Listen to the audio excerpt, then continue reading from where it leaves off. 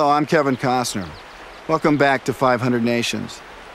The first encounters between Europeans and Indian people are some of the most famous and important events in world history. Most of us can recite the names of Christopher Columbus's ships, the year he first landed in the New World, and how he mistakenly called the people he encountered there Indians. But few of us know the names of the people who greeted Columbus, or much about the lives they led. How did they greet the strangers? Were they treated like gods? Were they feared? Were they attacked?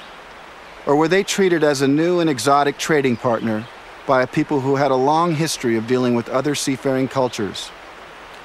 The first meeting between European and American worlds would bring two very different cultures into conflict. We take you now to the Caribbean, where the rough road of contact begins. 500 Nations continues with A Clash of Cultures.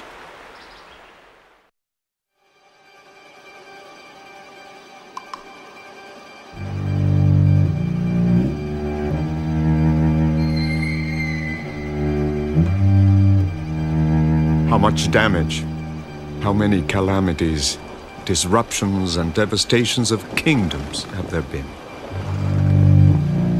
How many souls have perished in the Indies over the years, and how unjustly? How many unforgivable sins have been committed? Bartolomé de las Casas. In December of 1492, 3 ships under the command of Christopher Columbus approached the second largest island in the Caribbean. For 8 weeks, Columbus had traveled from the Bahamas to Cuba, finally reaching the site of modern-day Haiti and the Dominican Republic. The island he would name Hispaniola. The island was then populated by people known as the Taino. One region was controlled by the paramount chief, Wakanagari.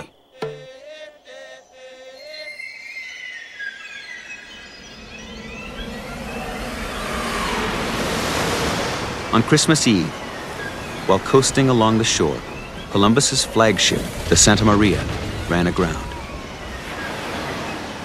When Wakanagari learned the news, he sent all his people from the town with many large canoes to unload everything from the ship.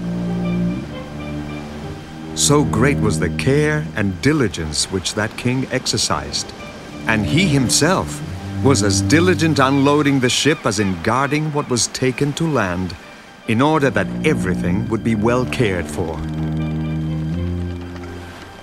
Grateful for the island leader's help, Columbus accepted his invitation to come ashore.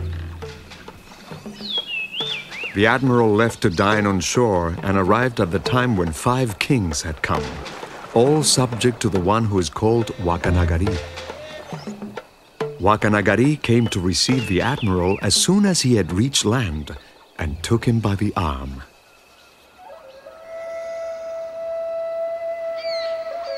Columbus was immediately struck by the beauty of Taino life.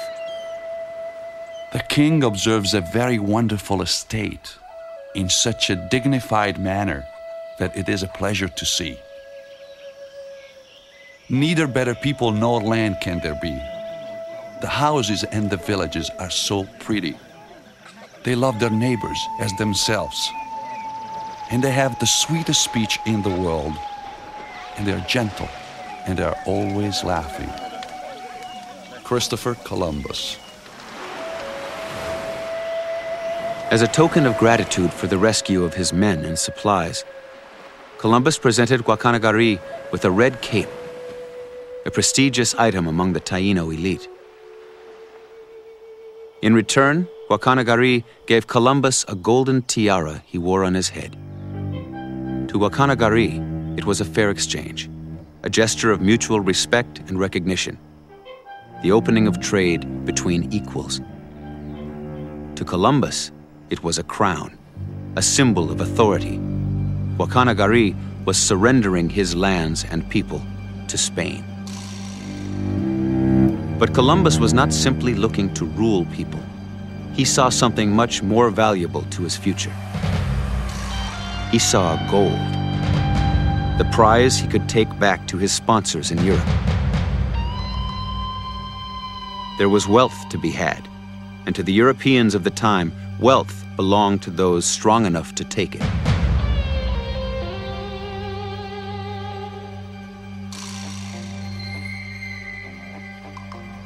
Now I have ordered my men to build a tower and a fort. Not that I believe it to be necessary, for it is obvious that with these men that I bring, I could subdue all of this island, since the people are naked and without arms. But it is right that this tower be made, so that with love and fear they will obey.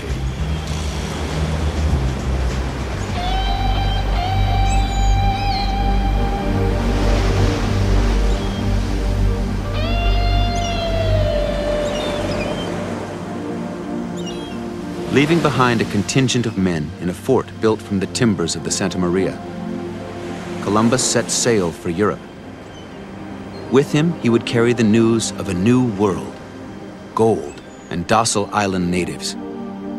Wakanagari and the Taino had no way of knowing what was about to happen to their ancient way of life. The Taino's ancestors were part of a series of migrations of South American Indian people dating back over 2,000 years. They farmed the land and harvested the wealth of the sea. Taino traders traveled in huge ocean-going canoes capable of carrying up to 150 men. Boats laden with feathers, gold, wood, pottery, beautiful birds, cotton fabric, and food. Island nations were woven together by trade. Trade was the communication system by which nations knew one another and maintained peace. Some trading partners even exchanged their names to create lasting bonds between their communities.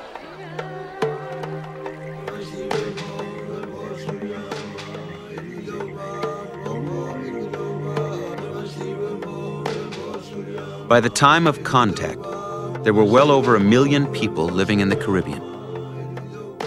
Local community leaders were subject to powerful regional leaders like Wakanagari, who controlled trade with large personal fleets and warehouses of commodities. Into this world, Columbus returned in November 1493 with a military flotilla of 17 ships. Under his command were armor-clad soldiers, mounted cavalry, attack dogs, and guns. The Spanish conquest of the Caribbean began. Gold mines were opened, and the Taino were enslaved, forced to mine the ore. A Spanish priest, Bartolomé de las Casas, who accompanied Columbus on his second voyage, spoke out against the cruel treatment of the Taino people. It is not possible to recount the 100th part of what I have seen with my own eyes. A man had need to have a body of iron to undergo the labor they endure in getting gold out of the mines. They must delve and search 100 times over in the inner parts of the mountains till they dig them down from top to bottom. They must work the very rocks hollow.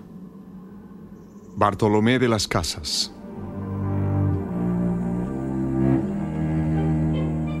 Epidemics and famine swept the island. Yet the Spanish continued to demand that the beleaguered Taino supply them with both food and labor. Garrisons were strung across the island to fortify the gold fields. When resistance sprang up, Columbus sent out military units to terrorize towns into submission.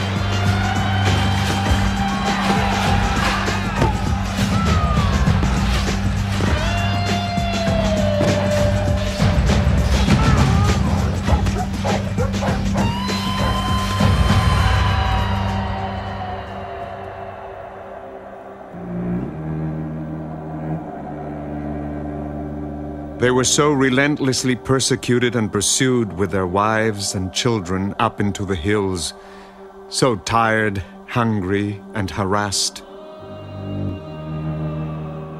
And there went with them disease, death, and misery, just as if they had been killed in the wars. They died of hunger and sickness that surrounded them, and the fatigue and oppression that followed. After 1496, no more than a third remained of the multitudes that had been on the island. Taíno's suffering was so severe that thousands took their own lives rather than submit. Wherefore many went to the woods and there hung themselves, after having killed the children, saying it was far better to die than to live so miserably. Some threw themselves from the high cliffs down precipices, others jumped into the sea, and others starved themselves to death. Benzoni, soldier for Spain. Some escaped into the mountains, including Guacanagari, the paramount chief who had befriended Columbus. He soon died, a homeless wanderer. By 1503, 11 years after Columbus's first voyage, only a few pockets of resistance remained. In the mountainous region of Sharawa, Taíno people ruled by a woman named Anacaona successfully evaded Spanish demands for labor. Determined to break the resistance, the Spanish governor requested a diplomatic meeting. Anacaona agreed and summoned 80 regional sub-chiefs to her statehouse for the meeting.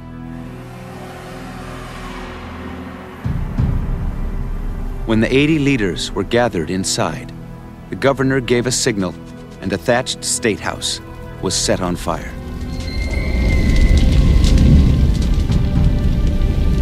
Soldiers lined up outside with swords. Taíno leaders who did not burn were killed as they fled the blaze.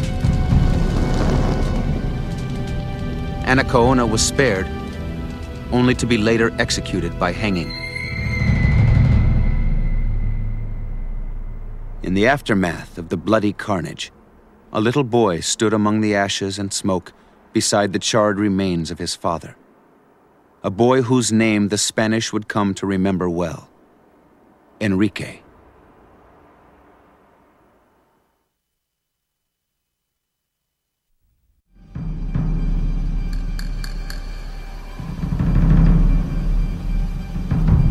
The child who witnessed the murder of his father and the other Taíno leaders in Sharawa was taken away from the killing field by a Spanish priest.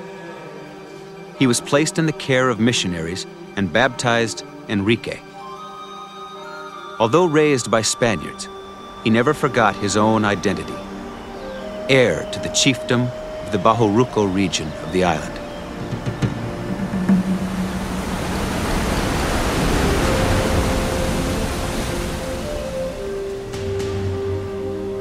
Enrique was a tall and graceful man with a well-proportioned body. His face was neither handsome nor ugly, but that of a serious and stern man. He married a native, a woman of excellent and noble lineage, named Doña Lucia, Bartolomé de las Casas. The Spanish government created a labor grant system under which individual Spanish landholders were given village populations to use as forced labor. Enrique, his wife, and his people were turned over to a debauched young Spaniard named Valenzuela. They were at his mercy. The priest, Las Casas, protested. In a more just world, Enrique would have been the master. Valenzuela viewed Enriquillo as a slave and valued him less than manure in the street. Enrique complied with Valenzuela's tyrannical demands, for which he was rewarded with regular beatings and robbed of his last remaining possessions. His many appeals to Spanish authorities fell on deaf ears. When Valenzuela raped his wife, Enrique reached his breaking point.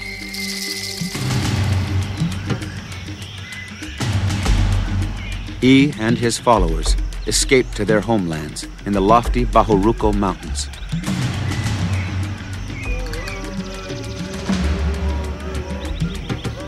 The Spanish came to call him the rebel Enrique, and those who followed him were termed rebels and insurgents. Although in truth they were not rebelling, but only fleeing from their cruel enemies who were misusing and destroying them, just as a cow or an ox tries to escape from the slaughterhouse. Bartolomé de las Casas. Enrique organized his people. Women, children, and elderly were sent into caves high in the mountains, where they raised chickens and cultivated gardens to feed the resistance army. Scouts were posted on every crag and pass. Heavy boulders rolled into place above the footpaths. Enrique instructed his men to fight only in self-defense, to kill Spaniards only in the course of battle, and otherwise to simply deprive them of their arms. At first, the Spanish army was confident they would quickly crush the Taino resistance. But Enrique's people, armed only with spears, iron spikes, fish bones, and bows and arrows, fought with fierce determination against the Spanish and their sophisticated arms. Time after time, they forced the enemy to retreat. During one fierce battle, Valenzuela himself was captured. But even this mortal enemy's life would be spared. Enrique ordered him released. As word of Enrique's victories spread across the island, many Taino fled to his refuge and joined the fight for freedom. His legend grew. It was said that Enrique never slept at night, that he himself patrolled the village until dawn. For over a decade, he fought Spain to a standstill. Finally, unable to defeat the guerrillas on their own territory, an exhausted and humiliated Spanish government made overtures of peace. I know the Spanish very well, because they killed my father and grandfather and all the people of the kingdom of Sharawa, and reduced the population of the entire island of Hispaniola. I have fled to my own land, where neither I nor any of my followers are harming anyone, but are simply defending ourselves against those who came to capture and kill us. I need not talk to another Spaniard. Enrique, Taino. But there was one Spaniard to whom Enrique would still talk, the priest, Las Casas.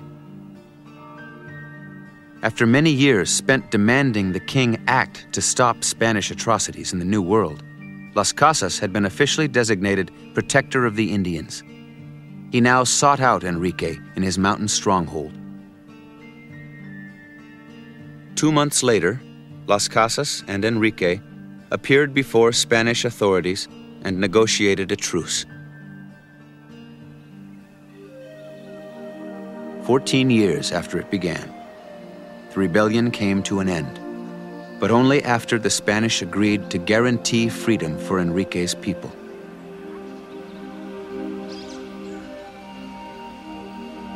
At the base of the Cibao Mountains, Enrique settled with his 4,000 followers, the last members of a culture that had flourished for millennia. By the end of the century, the Taino population that Las Casas had estimated at 2 million was officially reported extinct.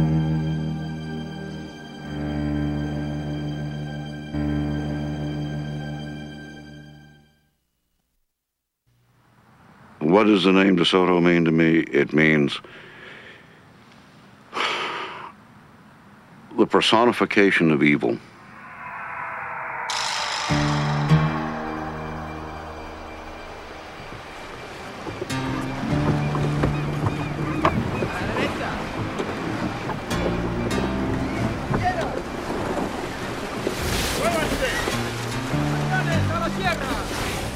In the late spring of 1539, less than 50 years after Columbus, less than 20 years after the fall of the Aztec Empire.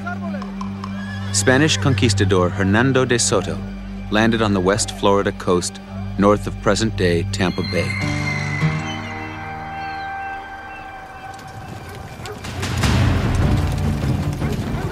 He rode at the head of a 600-man army, 200 mounted. They were supported by 100 servants, herds of horses, pack animals, swine, and trained attack dogs. Unable to carry the quantity of food needed to support the massive expedition, De Soto would feed his men and animals on the bounty of the towns they entered. The invaders came prepared to take their provisions by force.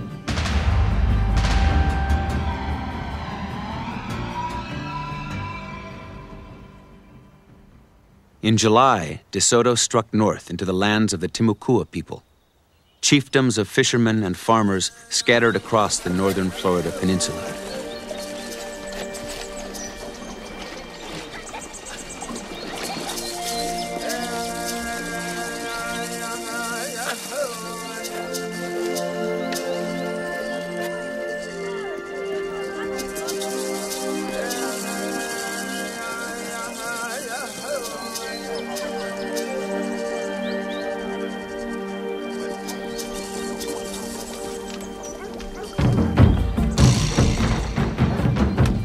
One by one, villages were plundered by the marauding army.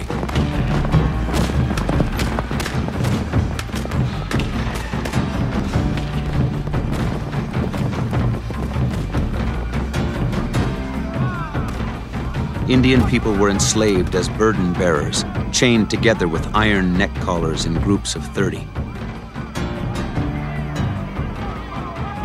If they were men of virtue, they would not have left their own country. They have made highwaymen, adulterers, and murderers of themselves, without shame of men or fear of any god. Timucua. But the Timucua were people who also knew of war. As the Spanish army advanced, news reached one leader, Urrutina, who was secure in a military strength that had never failed him. As the Spanish force neared Urrutina's town, De Soto sent a messenger ahead with a warning to submit or be destroyed. Urrutina responded, I am king in my land. I and all of my people have vowed to die 100 deaths to maintain the freedom of our land. This is our answer, both for the present and forevermore. De Soto entered Urrutina's town with his army in battle formation, but oddly, they met no resistance. The chief, who had promised such defiance, seemed to have completely submitted. But the surface belied the reality. While the Spaniards gorged upon the town's food stores, Urrutina secretly summoned fighting men from throughout the region. Then, playing out a military chess game, the young chief invited De Soto to witness Timucua military maneuvers in a large field. His plan? To amass his army and launch a surprise attack on the Spanish force. But De Soto had been forewarned by a spy. Matching the Indian leader move for move, he brought his army to the field in battle formation. To the rear of the Timucua force were 2 lakes. To their flanks were forest, and in front of them, the Spanish army. Suddenly, De Soto gave a signal. Urrutina was seized, and the Spaniards attacked. Spanish cavalry thundered forward, their horses' hooves driving into the Timucuan ranks.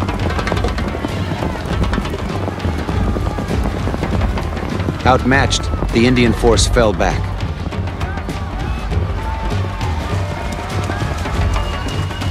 Some ran towards the shelter of the trees.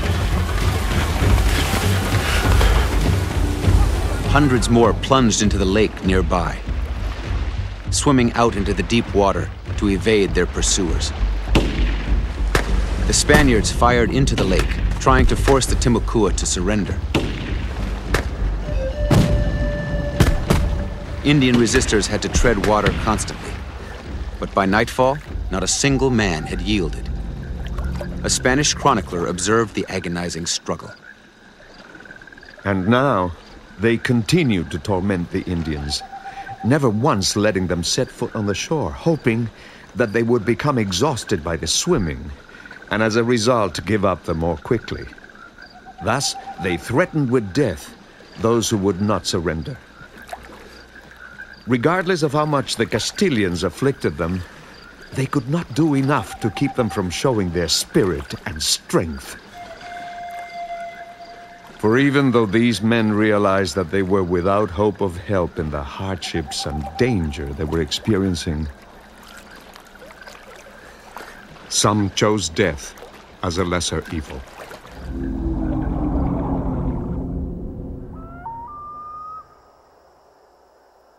It was not until late the following morning that 200 survivors surrendered in a body. They had been swimming 24 hours, and it was a great pity to see them emerge from the lagoon, half drowned and swollen and transfixed by the toil, hunger, fatigue, and lack of sleep they had suffered. Garcilaso de la Vega, Spanish chronicler. The remaining 7 were dragged out of the water at knife point by De Soto's men. The Timucuan prisoners were chained and distributed among the Spanish soldiers as slaves. Urrutina was imprisoned inside his own statehouse. He would make one last act of defiance. Pretending to have passively accepted his defeat, he lulled De Soto within his reach. Suddenly, he lunged at the Spanish leader, smashing his face with chained fists. The chief gave out such a tremendous roar that it could be heard for a quarter of a league around. The blow was so fierce that De Soto was unconscious for more than half an hour, and he bled through the eyes, nose, and mouth. Simultaneously, Urrutina was gored by 12 swordsmen. Outside, the Timucua fell upon their captors, fighting with stones, pots of boiling food, anything at hand. The Spaniards turned upon them, killing indiscriminately. They were valiant and spirited people, and had they found themselves free, would have done more harm. With all that, imprisoned as they were, they tried to do everything they could, and for this reason, the Spaniards killed each of them, not permitting a single one to live, which was a great pity.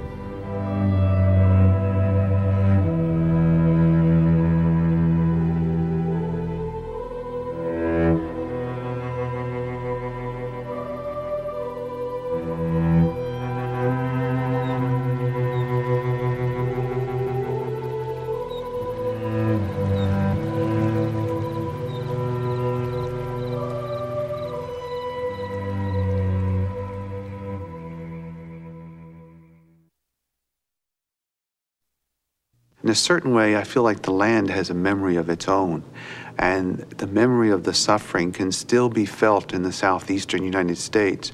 You can go into sites where Indian villages, and even we might say cities, once were, and you can see the ruins, you can see the mounds where people were buried, and you don't see the people. And you know immediately there was a great and tragic story there. So I think that the story still lives, even if it's not in our history books, it's in the land itself.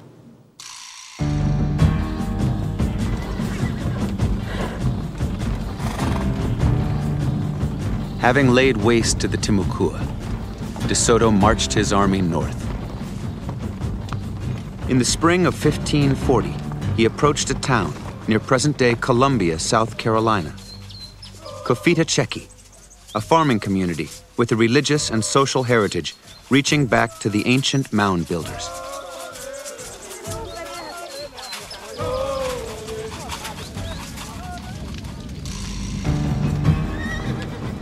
The army's approach was monitored by the people of Kopita-Cheki.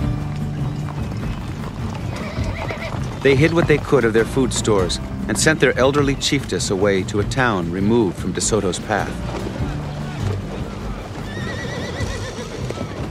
When De Soto reached the bank of the watery river, the niece of the old chiefess crossed the river to meet him. Relying on diplomacy rather than military force, she hoped to persuade the Spaniard to spare her people. The mistress of her town and 8 of her ladies embarked in a canoe, which had been covered with a great canopy and adorned with ornaments. It was towed by a second one which bore 6 principal Indians and many oarsmen. In this manner, they all crossed the river.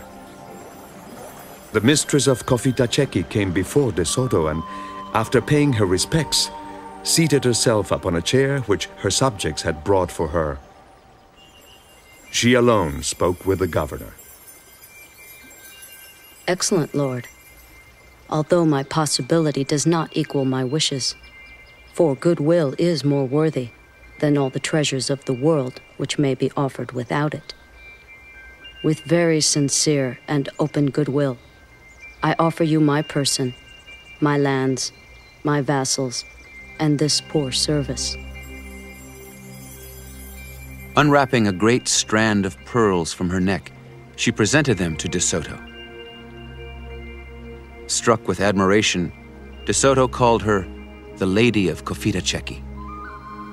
But her generosity and graciousness would not prevent the plunder of her town.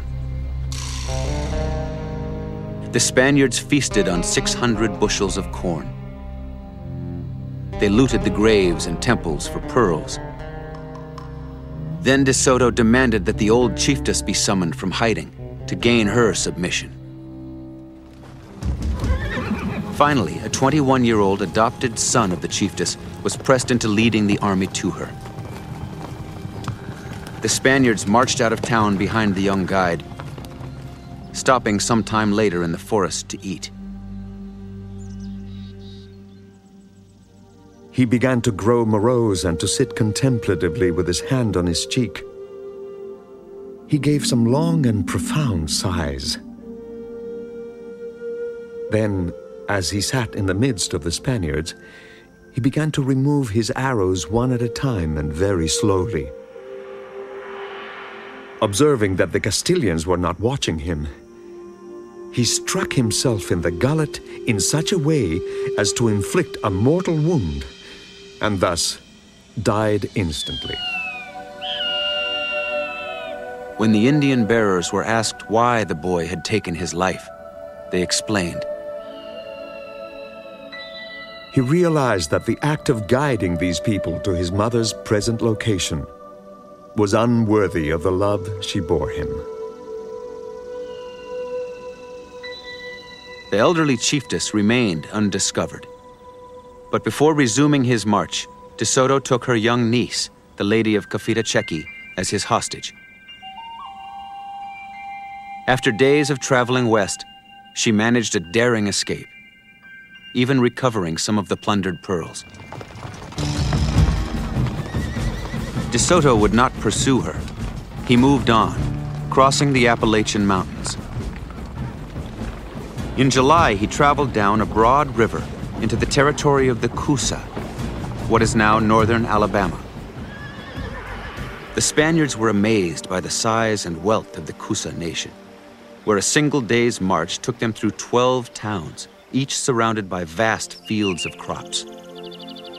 When they reached the Coosa capital, they were met on the road by 1,000 men wearing great feathered headdresses and bearing their young chief on a litter.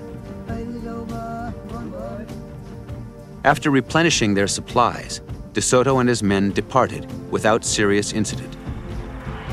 With them, they would take stories of Coosa wealth that would become legendary in Spain.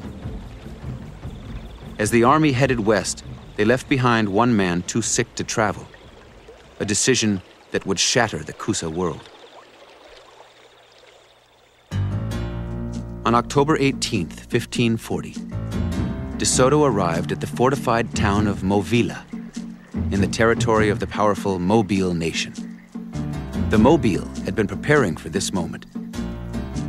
Inside a strong defensive wall replete with towers, a war council was in progress. Upon the arrival of the Spaniards, a man described as a captain general was sent out to confront them. Who are these thieves and vagabonds who keep shouting, "Come forth, come forth," with as little consideration as if they were talking with some such person as themselves? No one can endure longer the insolence of these demons, and it is therefore only right that they die today, torn into pieces for their infamy, and that in this way an end be given to their wickedness and tyranny. As he finished speaking, the Captain General was struck down with a Spanish sword. Instantly, thousands of Mobile fighters spilled out, driving back the Spaniards, fighting so fiercely they even grabbed the Cavaliers' lances by the blades. The Indians fought with so great spirit that they drove us outside again and again. Elvas, Spanish chronicler.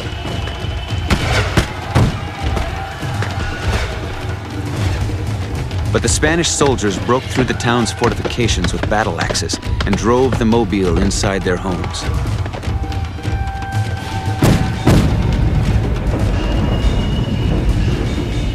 De Soto ordered the houses set on fire. Wind fanned the flames, engulfing the town in thick smoke, while De Soto kept the trumpets, fifes, and drums blaring. And yet the Mobile battled ever more desperately. Women fought frantically beside the men, prompting one Spanish soldier to say, they fought with a desire to die.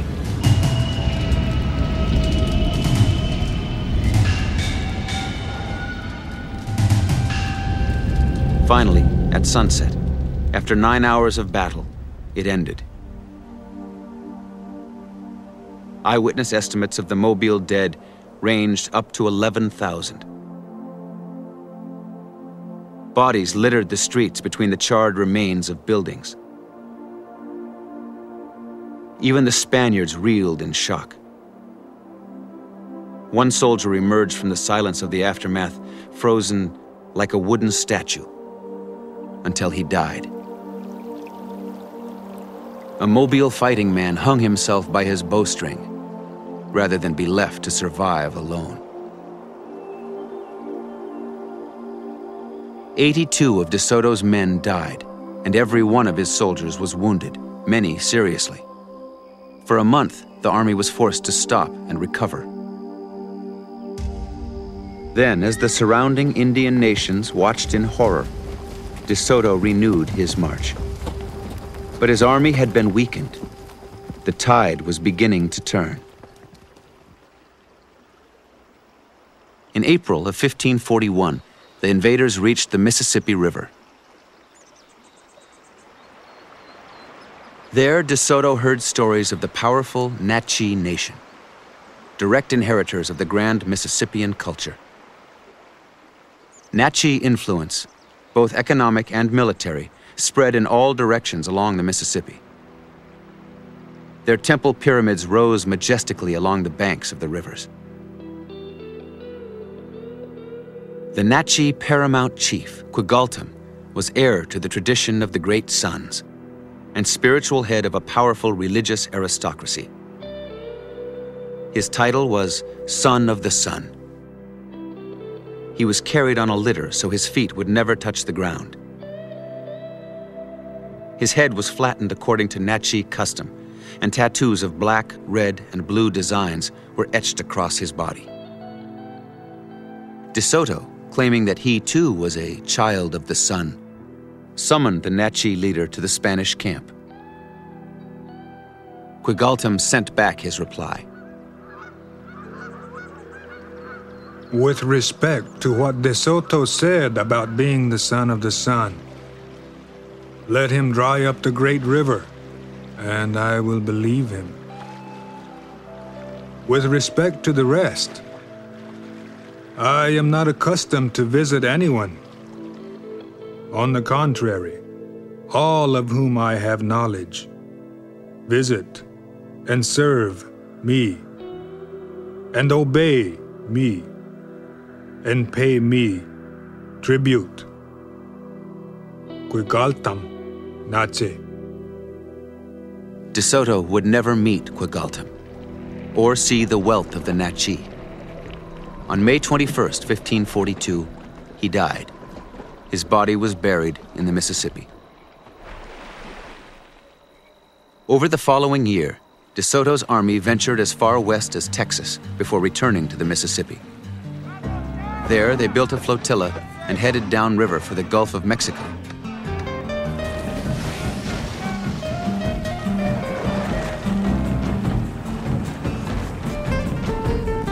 En route, they were met by 100 magnificently painted Nации canoes arrayed in battle formation. Seated under canopies, fighting men dressed in vivid colors and wearing large headdress plumes drove the Spanish boats out of Nации territory and downriver, where one tribe after another picked up the pursuit. The Spaniards reached the Gulf of Mexico on July 18, 1543, setting sail for Spanish outposts on the Mexican coast. For the American Indian nations, De Soto's expedition mercifully came to an end.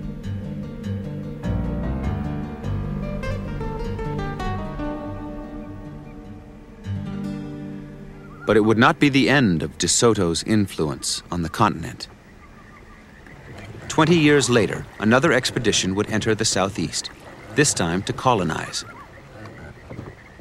In Spain, the agricultural wealth of the region had become legendary. But the new arrivals found few people and could barely survive. In desperation, they traveled north to the land of the Coosa, where De Soto's army had passed through 12 thriving towns on a single day's march. But instead of the fabled towns, they found ruins and temple mounds deserted and overgrown. And instead of populations of thousands, they found only pockets of survivors. Our village had once been very great and populous.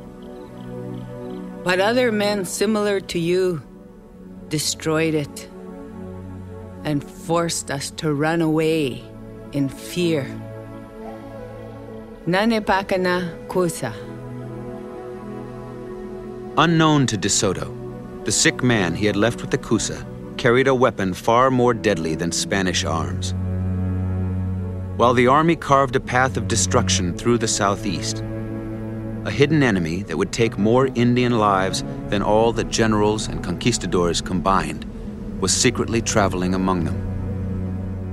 The Europeans had tremendous immunity and resistance to the diseases that they had known for tens of thousands of years. Smallpox, even the plague, chickenpox, whooping cough, measles, mumps. The Indians had no epidemic diseases. None of these were there. Consequently, they had no immunities, absolutely no resistance. So a disease as simple as mumps that we think of today as a childhood disease, it would come into an Indian community and quite possibly kill off 20% of the village. Then the next year, another disease could come through, such as smallpox, and kill off perhaps 30% of the village. So the Indians were tremendously weakened by disease. Knowledge was lost as elders died suddenly. Nations were thrown into upheaval. In less than 20 years, civilizations that had flourished for centuries swirled into oblivion.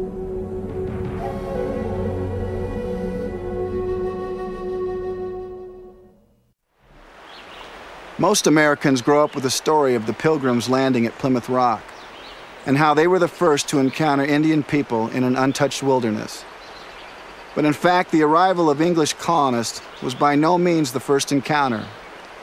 By the time the Pilgrims landed at Plymouth, English slavers and traders had been working the region for decades. 2 of the first Indian people the Pilgrims met spoke English. One of them had even been to England. It would have been easy for the Indian nations to destroy the original settlements, but they didn't. Instead, they welcomed them as potential trading partners and allies. They gave them land and the knowledge of how to survive on it. But nothing in the experience of the Indian nations had prepared them for the European invasion that would follow. But before we look at the first colonists, we'll go north to a people the English would never conquer, the Inuit, the people who most of us know as Eskimos. Welcome to Part 4 of 500 Nations, Invasion of the Coast.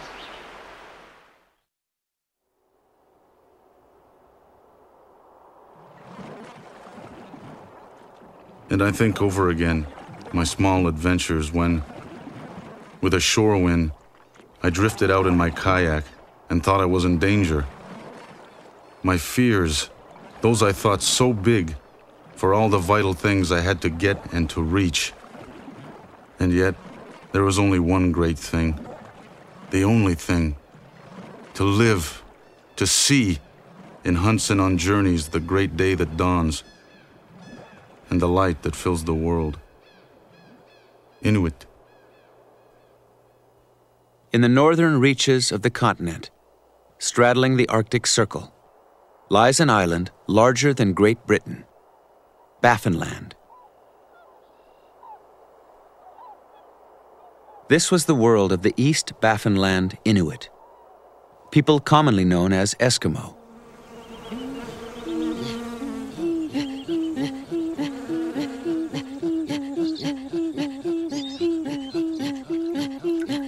For the Inuit, the spring thaw was a time of euphoria and plenty.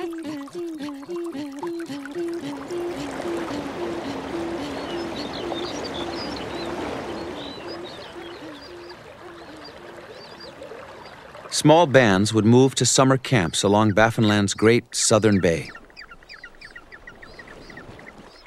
There they would hunt caribou along the coast, and seal and walruses in the rich marine waters.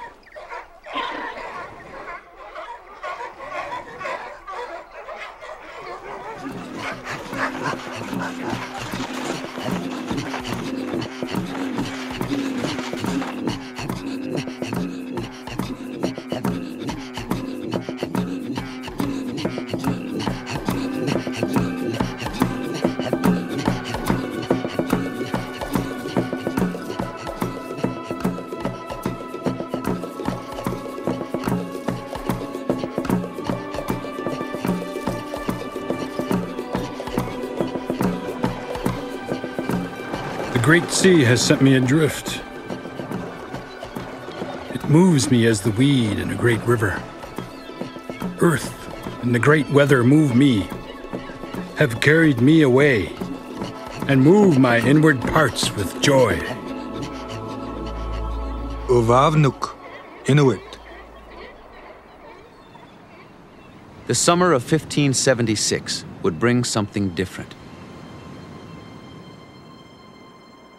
That summer, English sea captain Martin Frobisher led an expedition in search of a northern passage to the Orient. In July, he passed between masses of broken pack ice and through a mountainous channel he named Frobisher Straits. As the English sailed into the bay, several Inuit launched their kayaks and paddled toward the ship.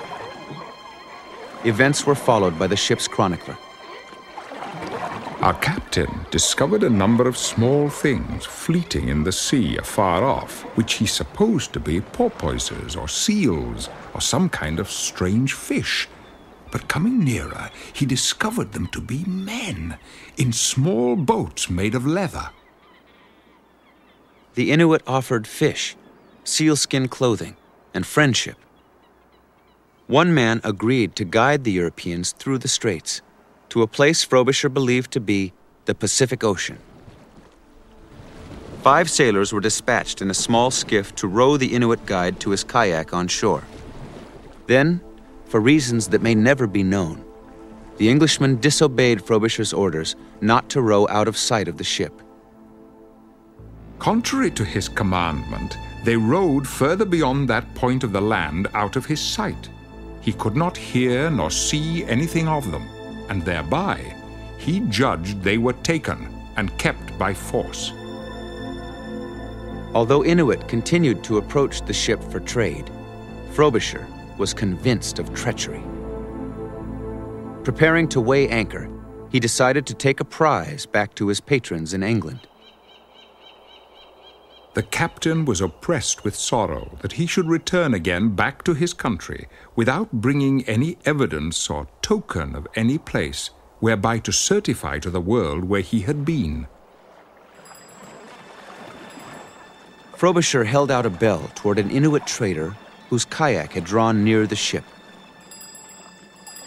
Reaching toward the hand outstretched in friendship, Frobisher seized the man, dragging him aboard.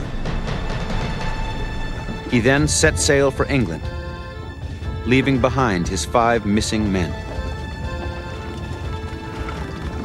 But Frobisher would be denied his living trophy. Aboard ship, the captive Inuit defiantly bit his tongue in half, and later died. Soon after Frobisher left Baffinland, the winter ice floes closed the bay, and the Inuit returned to their winter lives.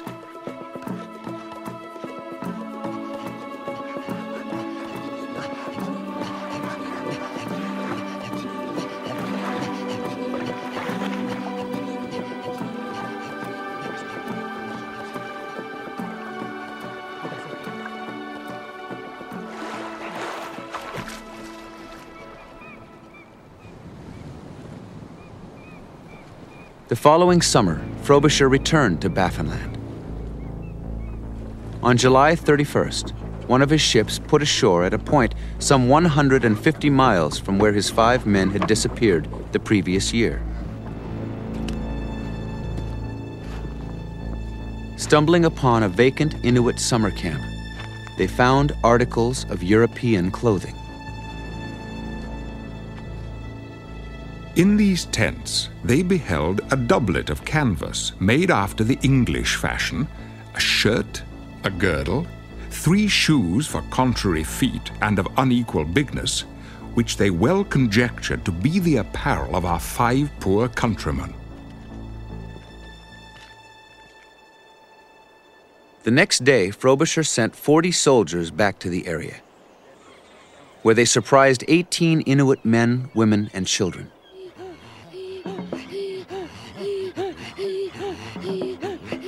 As the Inuit fled their tents, the English opened fire.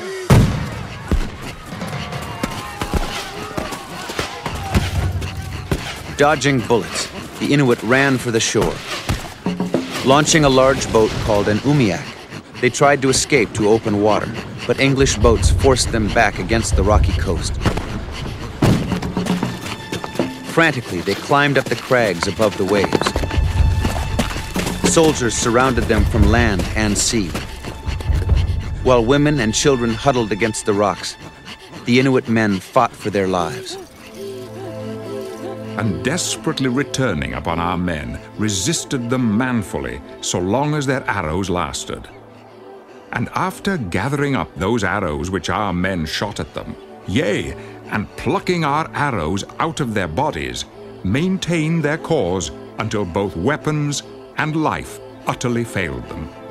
And when they found they were mortally wounded, with deadly fury they cast themselves headlong from off the rocks into the sea, lest perhaps their enemies should receive glory.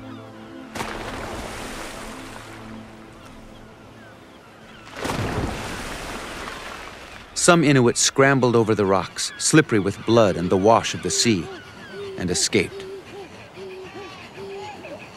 A woman and her wounded child were less fortunate. Frobisher took them captive. Along with a man he had captured days before, he had now collected a set of Inuit people. As his ship sailed for England, Frobisher displayed little compassion for the kidnapped victims torn away from their homes and families. They were confined together, the English crew allowed to watch them for entertainment, hoping to see them mate. Having now got a woman captive for the comfort of our man, we brought them both together, and every man, with silence, desired to behold the manner of their meeting and entertainment. The crew was to be disappointed by the couple's dignity. Although they lived continually together, yet did they never use as man and wife, and they both were most shamefast lest any of their private parts be discovered. Upon arrival in England, artist John White painted these portraits. Soon after, the Inuit man, woman, and child all died of illness. The following spring, Frobisher sailed on his final voyage to the Inuit world. This time, no one came forward to greet the ships. The Inuit held themselves aloof, refusing contact. The English never solved the mystery of their missing men. But for centuries, the Inuit would tell the story of the 5 white men Frobisher abandoned. It was said that, after living peacefully among them, one spring the 5 men outfitted an umiak with a mast and sails and departed, never to be seen again.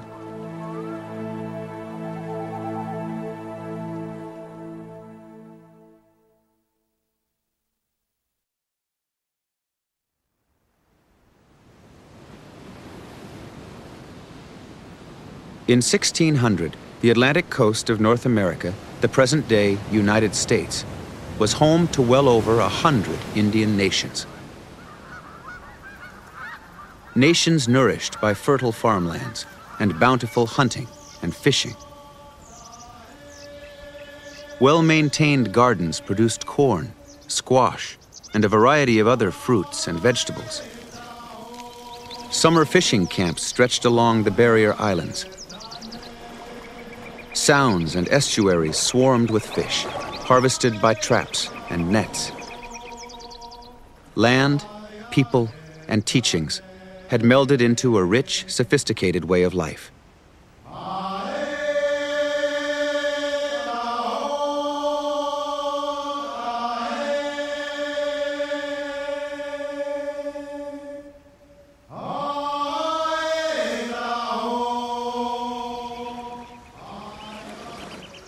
At the very center of the Atlantic seaboard, south of present-day Washington, D.C., 30 small nations united in the early 1600s to form the powerful Powhatan Confederacy. The Powhatan Confederacy was built by a charismatic leader who traveled between his many subject towns with an entourage of bodyguards and followers. His name was Wahunsanakawa. Through diplomacy, he held 30 nations together, and through military strength, he controlled the region.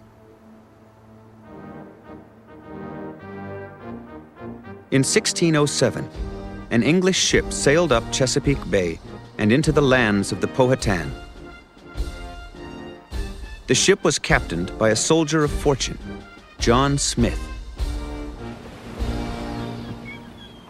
Hoping to be the first successful English colony in North America, the small but well-armed expedition landed at a place they would call Jamestown.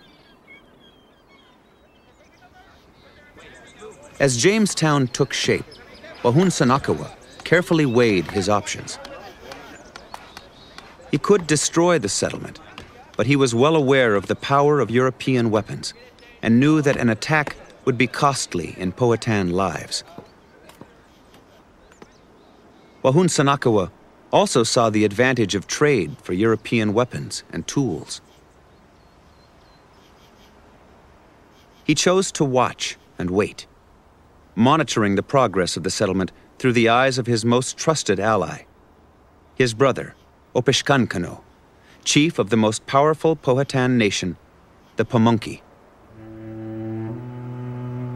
During their first winter, the colonists were barely able to provide for their basic needs, and many died.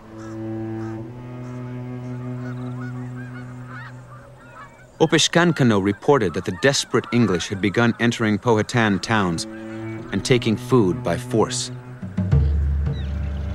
Wahun Sanakewa decided that he had to bring the colony under his direct control. He ordered the capture of John Smith and had the English captain brought before him. Present was Wahun Sanakewa's favorite daughter, Pocahontas. The romantic story of Pocahontas saving Smith from death was undoubtedly an example of Smith's own creativity. His account of the incident, written immediately afterward, said nothing of his life being threatened. Only his memoirs, written 17 years later, included the story. In fact, in his memoirs, he claimed to have been saved from death at the last moment by beautiful women, no less than 3 times. In reality, it is probable that Wahun Sanakewa cemented an alliance by proclaiming Smith leader of the Powhatan's newest subject town, Jamestown. Having established his supremacy and English submission, Wahun Sanakewa released Smith. But as new people and supplies arrived from England, the colony tried a new tack to gain the upper hand. The English attempted to crown Wahun Sanakewa King of the Powhatan, which would make him a subject king of England. But the coronation turned into a farce.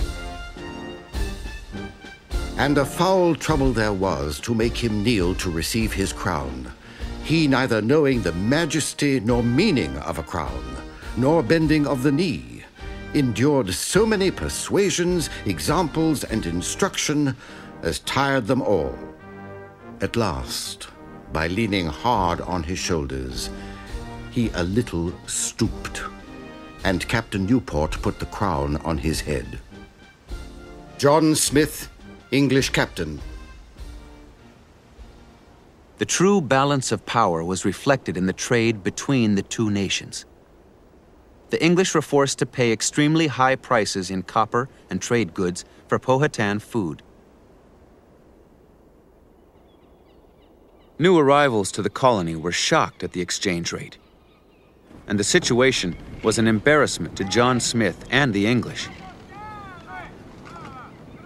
Finally, emboldened by an infusion of new weapons and men, Smith saw his chance to tilt the balance of power toward Jamestown.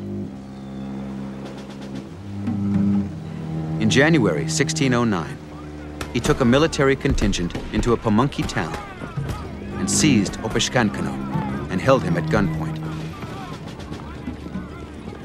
His soldiers plundered the Pamunkey food stores, then demanded regular food tribute. If the Pamunkey did not comply, Smith promised to load his ships with their dead carcasses.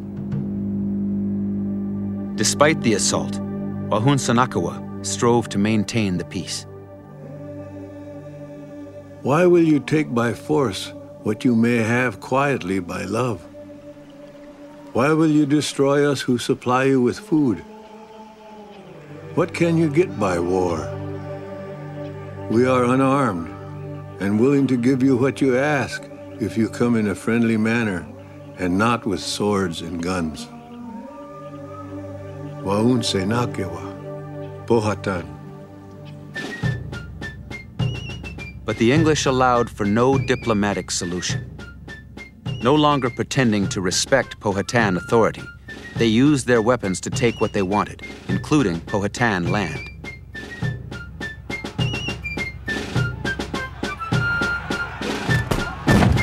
The survival of the Powhatan people at stake, Wahun Sanakewa finally turned to war in August of 1609. It would continue unabated for 4 years.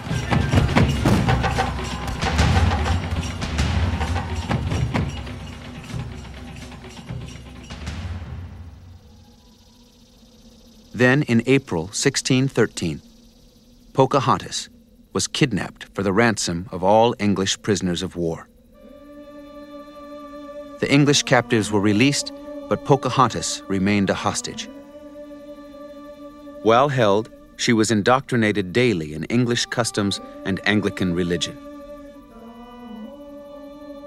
Then the prisoner declared she had fallen in love with one of her captors, John Rolfe. The weary Wahunsanakawa agreed to a truce, hoping to see his daughter again. I am not so simple as to not know that it is much better to eat good meat, sleep comfortably, laugh and be merry with the English, than to run away from them and lie cold in the woods, and to be so hunted that I can neither eat nor sleep. Wahunsanakawa, Powhatan. Pocahontas was baptized Lady Rebecca, and peace was sealed with her marriage to John Rolfe. 2 years later, with their infant son, they sailed to England. Pocahontas was a sensation in London. She was shown in the best circles and presented to the king. But the woman billed as the right-thinking savage would not see her home again. She became ill, and in March of 1617, as she prepared to sail for Jamestown, Pocahontas died. She was 22 years old. With his lands shrinking, the death of his daughter finally broke Wahunsanakawa's heart. He relinquished power and died the following year. For Wahunsanakawa's brother, Opishkankano, the struggle continued, and he faced a grave situation. The American practice of smoking tobacco was taking hold in England. Demand for Virginia tobacco gave Jamestown a cash crop and the need for more Powhatan land for cultivation.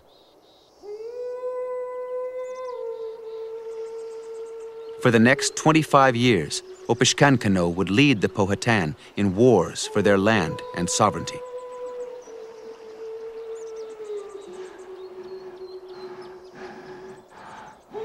But by 1645, the struggle was becoming hopeless.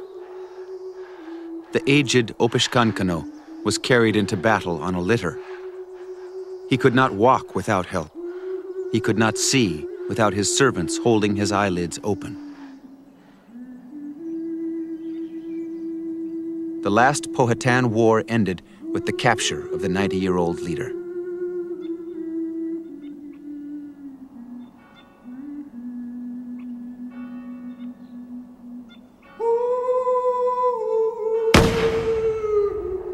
Opishkankano was murdered, shot in the back by an English guard.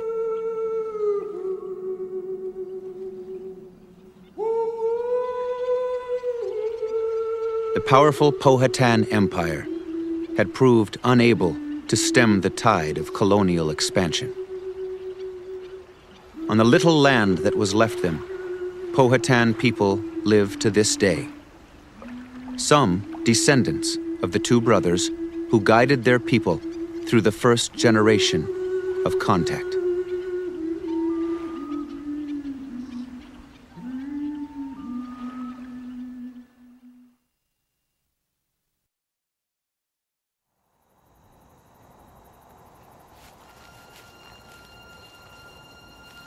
In 1619, a young Patuxet man named Tisquantum returned to his Massachusetts Bay village.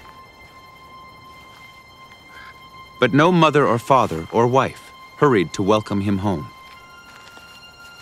His village was deserted, the houses overgrown, and in the place of family and friends lay a field of bones.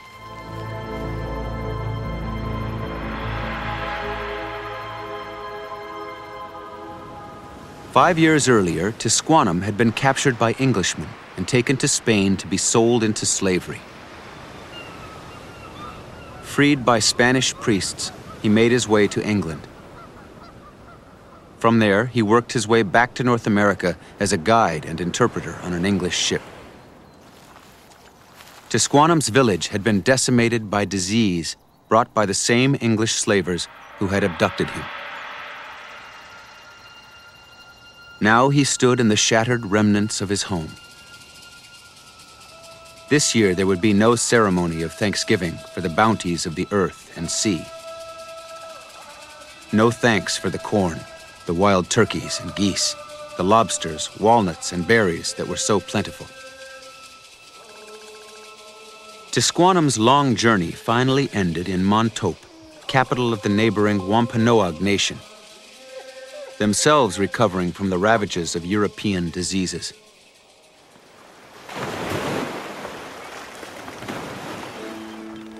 In December of the following year, 1620, a small English ship, the Mayflower, sailed into the Patuxent Bay, landing at the site of Tisquanum's deserted village. The English renamed it Plymouth.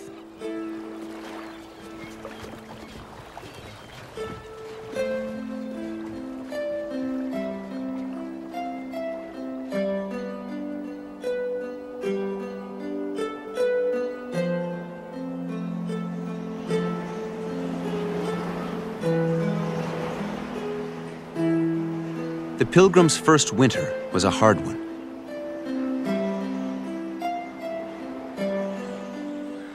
Sickness and starvation reduced the 100 colonists by half. No Indian people came forward, and none could be found.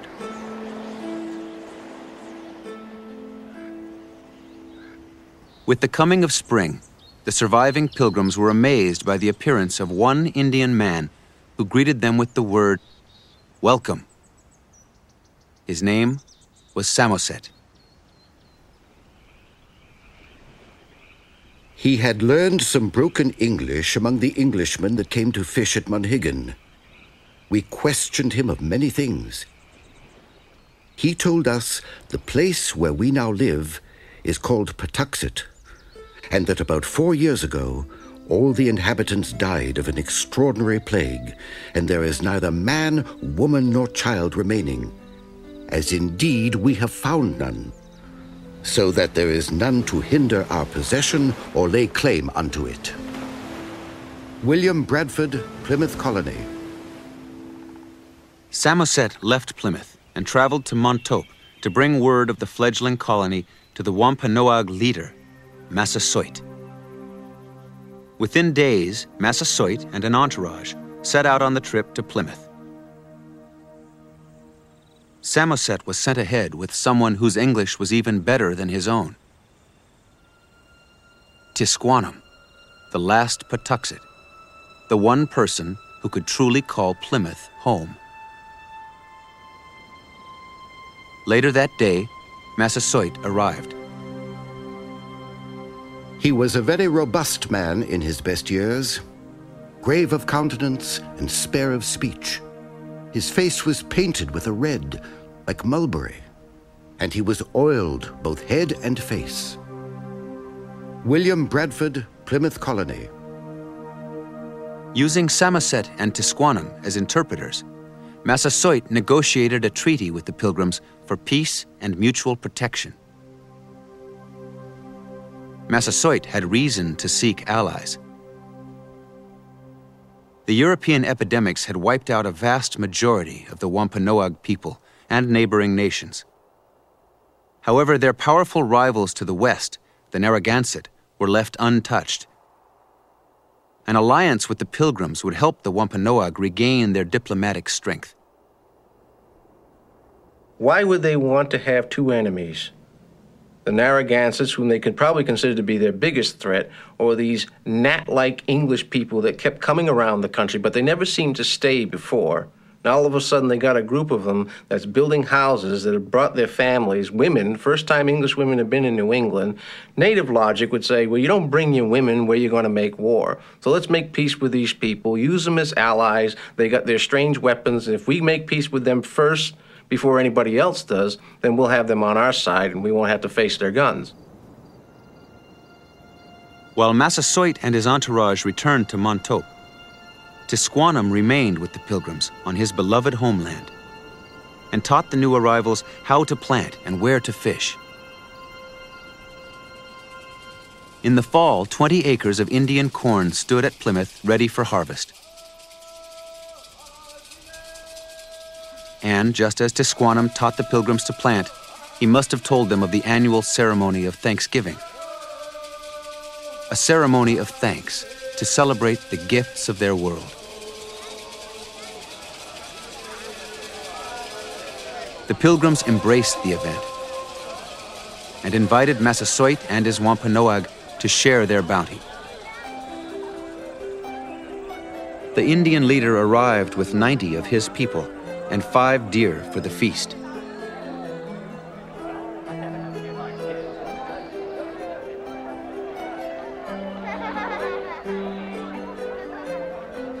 For 3 days and nights, the celebration continued.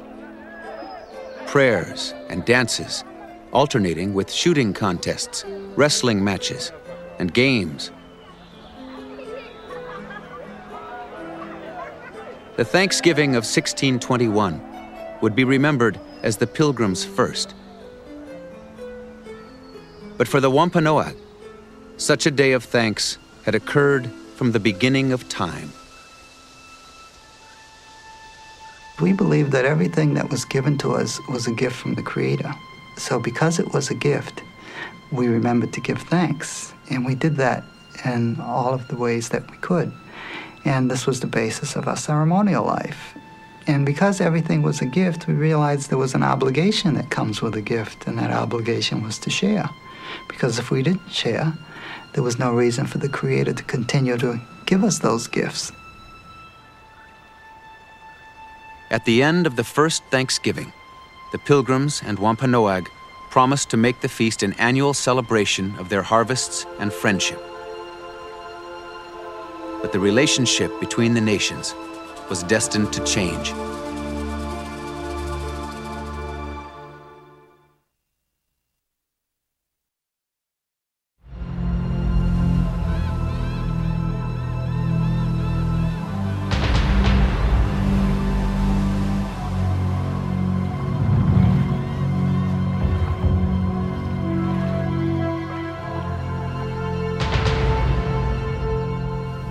We gave them unconditional acceptance and love and nurturement.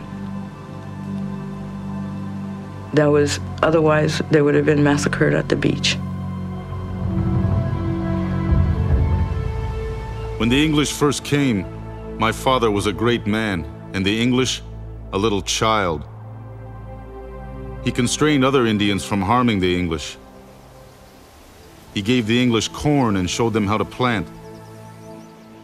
He let them have 100 times more land than now I have for my own people. King Philip, Wampanoag.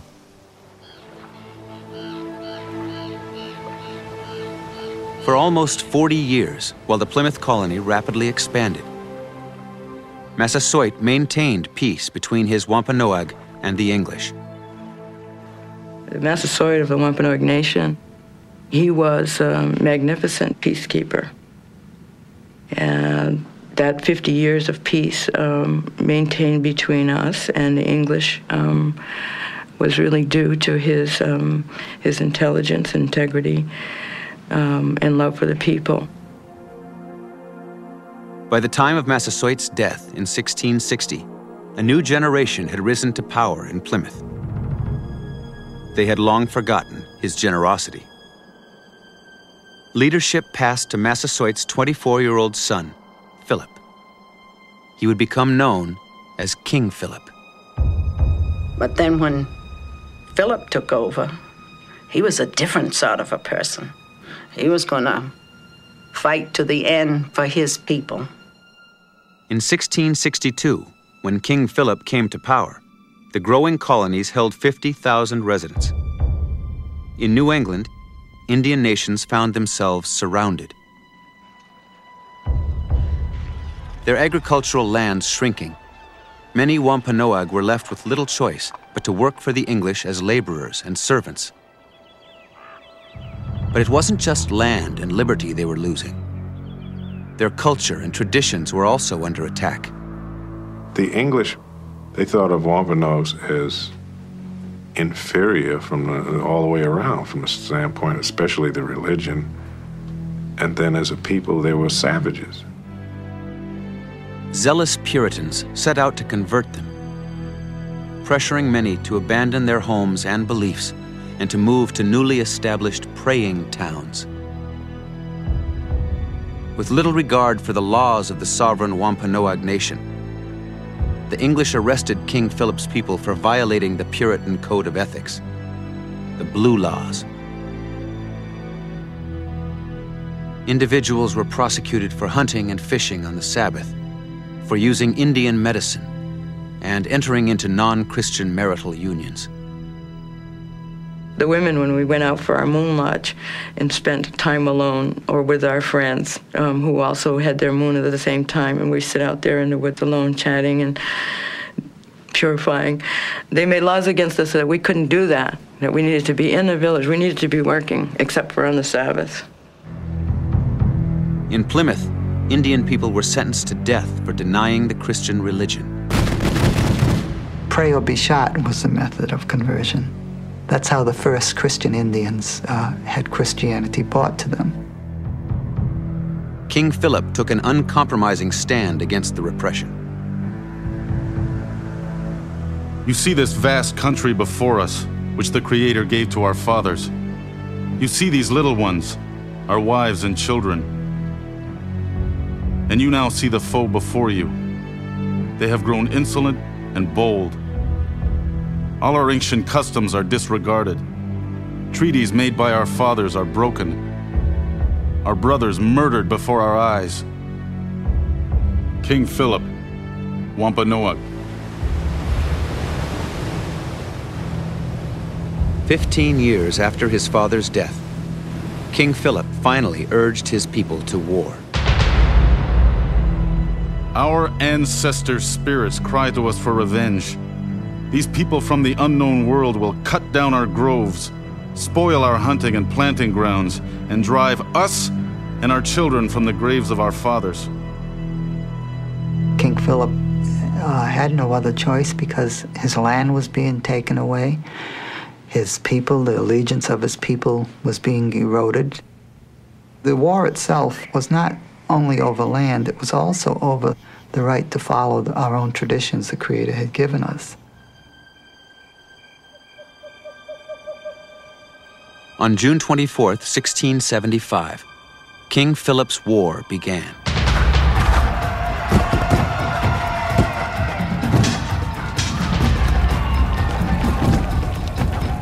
In a brilliantly orchestrated series of forays, several English towns were caught off guard and burned to the ground by the Wampanoag and their allies.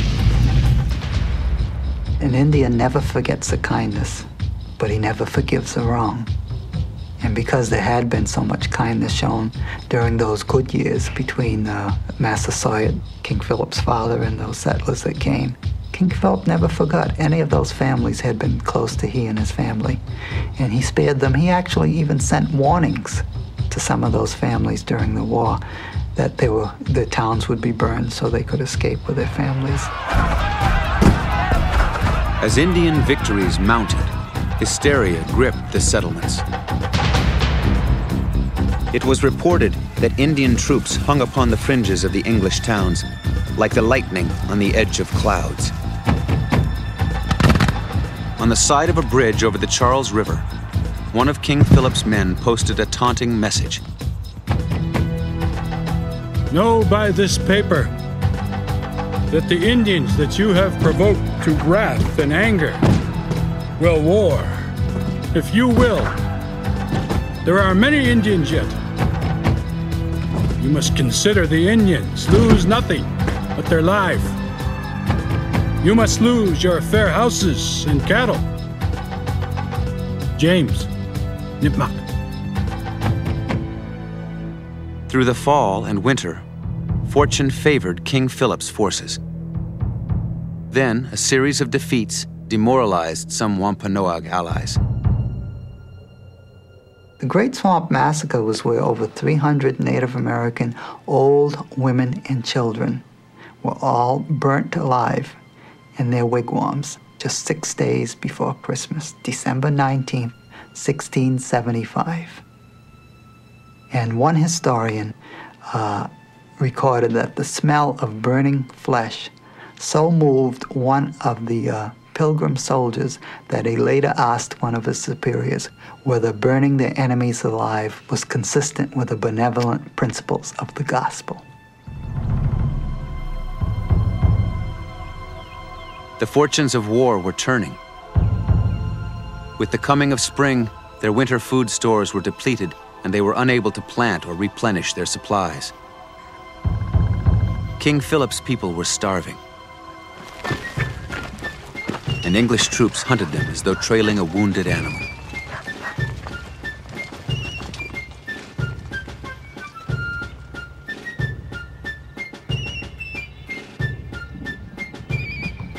In May, the English attacked an Allied Indian force camped above the falls on the Connecticut River. 300 Indian people were killed. Some managed to reach their canoes, but in their haste left behind their paddles and were swept over the falls to their deaths.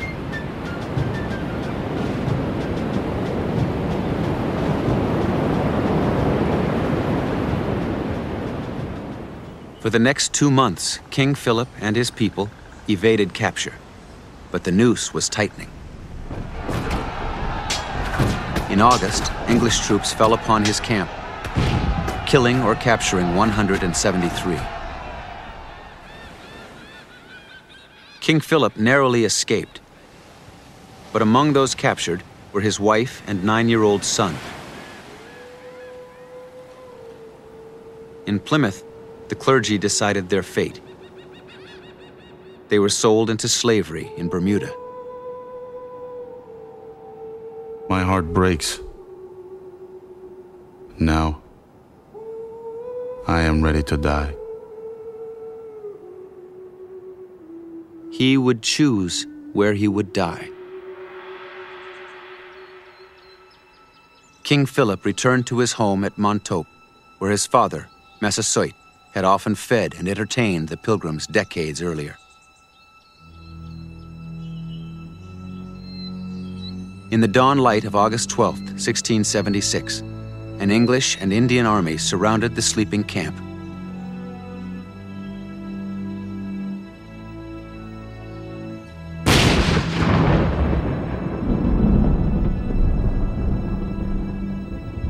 Moments later, King Philip was dead, shot through the heart by an Indian mercenary. King Philip's head was put on display in Plymouth, where it remained for the next 20 years.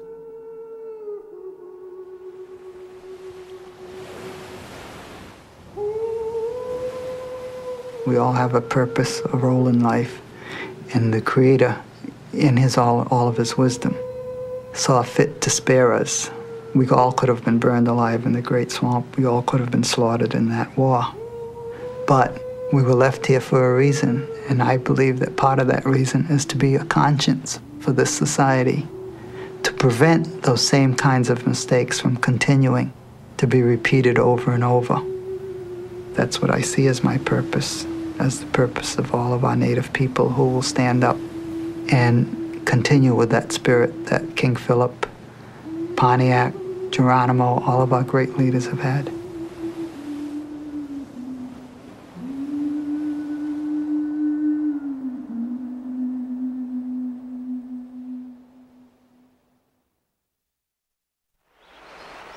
In our next program, we move to the interior of the continent, where the lands of the Indian nations were turned into battlefields, as the French, the English, and the American colonists all fought for supremacy. Please join us when 500 Nations returns for A Cauldron of War.